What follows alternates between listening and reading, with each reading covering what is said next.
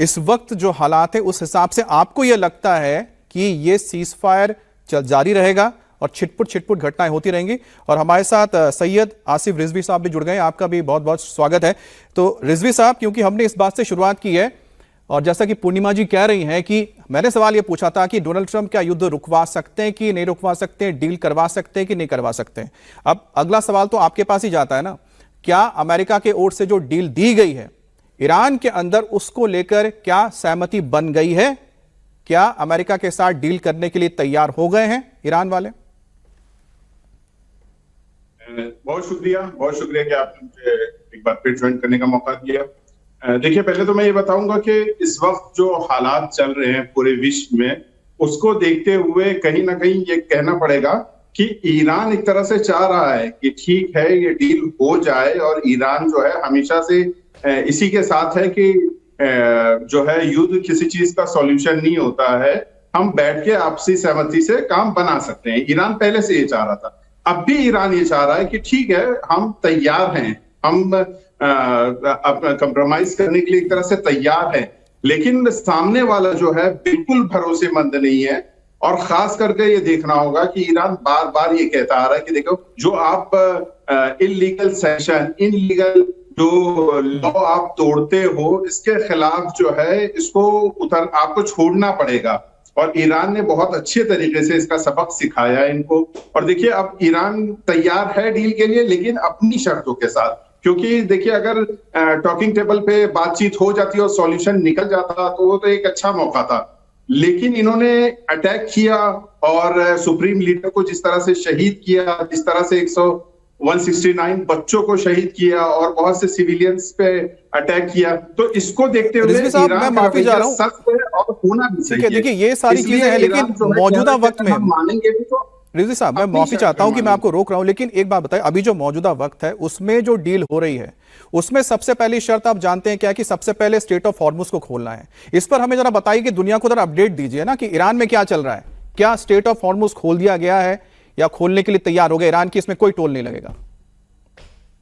जी, देखिए, straight of Hormuz तो बिल्कुल खुला हुआ है, जैसे पहले खुला हुआ था, पहले बहुत आजाद खुला हुआ था, बगैर किसी लॉ के खुला हुआ था, लेकिन अब सिस्टमेटिक खुला, अभी भी खुला है लेकिन सिस्टमेटिक खुला हुआ है, स्मार्ट कंट्रोल हो रहा है। लेकिन प्रॉब्लम यहां नहीं आ रही है, प्रॉब्लम ये आ रही है, देखिए, ईरान ने कहा है कि जो फ्रेंडली नेशन है हम उसको तो इजाजत दे रहे हैं। इंडिया है, चाइना है और बहुत सी कंट्री है, रशिया वगैरह और बहुत सी कंट्री है जिनका इस युद्ध से लेना देना नहीं है और जो ईरान के साथ है, और ईरान के साथ ना भी हो लेकिन ईरान के खिलाफ अगर नहीं है तो उनको पासिंग दी जा रही थी और अभी भी दी जा रही है। अभी जैसा कि 2 दिन पहले जो है 24 शिप्स वेसल निकले हैं, कल निकले हैं काफी वेसल निकल रहे हैं, लेकिन प्रॉब्लम जो अमेरिका ने ब्लॉकेट लगाया हुआ है वहां पे क्रिएट हो रहा है। अमेरिका जो ब्लॉकेट लगाया हुआ है, जिससे कि शिप जैसे आगे पास होती है फिर वो धमका के और रोक के वापस कर अमेरिका पे कह रहे हैं। रिजवी साहब, आज की खबर है, मैं दूसरे पैनलिस्ट के पास भी जाऊंगा, लेकिन आपसे मैं बस एक चीज क्लेरिफिकेशन चाहता हूं, क्योंकि आज ही आप देख रहे होंगे कि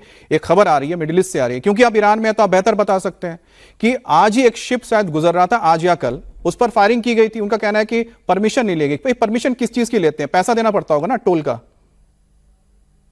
नहीं, देखिए, अभी तक ईरान ने टोल का कहीं से भी ऑथेंटिक न्यूज ऐसी नहीं है कि जिससे टोल लिया गया हो। हत्ता के हमारे इंडियंस, भारतीय शिप काफी गुजरी हैं, काफी वेसल्स गुजरे हैं, अच्छा। लेकिन अभी तक इनसे भी नहीं लिया गया, जैसा कि ईरानी डिप्लोमेट्स ने कहा है। ठीक है, अभी लिया नहीं जा रहा, लेकिन ये आगे चल के एनवायरमेंट में या मिसाल के तौर पे जो इंश्योरेंस वगैरह और सेफ्टी को लेकर अगर ये आगे लेते हैं तो वो आगे की बात है, लेकिन फिलहाल नहीं ली गई है। हाँ, जो कहा जा रहा है कि परमिशन नहीं लिया, परमिशन इसलिए कि देखिए, एक सेफ रूट दिया जा रहा है, सेफ वे दिया जाएगा। अगर उसका उल्लंघन करता है, कोई भी वेसल उल्लंघन करता है, तो वो फिर आगे चल के और बड़ा प्रॉब्लम क्रिएट होता है। इसलिए इनको वार्न किया जाता है, इनको एक वार्निंग दी जाती है कि आप जो है नहीं गुजर सकते हैं जब तक आप परमिशन नहीं देंगे, जब तक आपकी वेसल की जो है एक तरह से हमारे लिए क्लियरिफाई नहीं हो जाएगा कि ये किसकी वेसल है। रिजवी साहब, बताइए ना कि कहां तक सही है,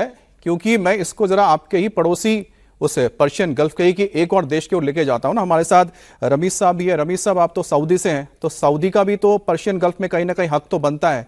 क्या आप लोगों की यहाँ से कोई जो शिप्स हैं, क्या वो हॉर्मुज से निकल पा रही है बिना किसी टोल दिए बिना किसी ईरान से इजाजत लिए?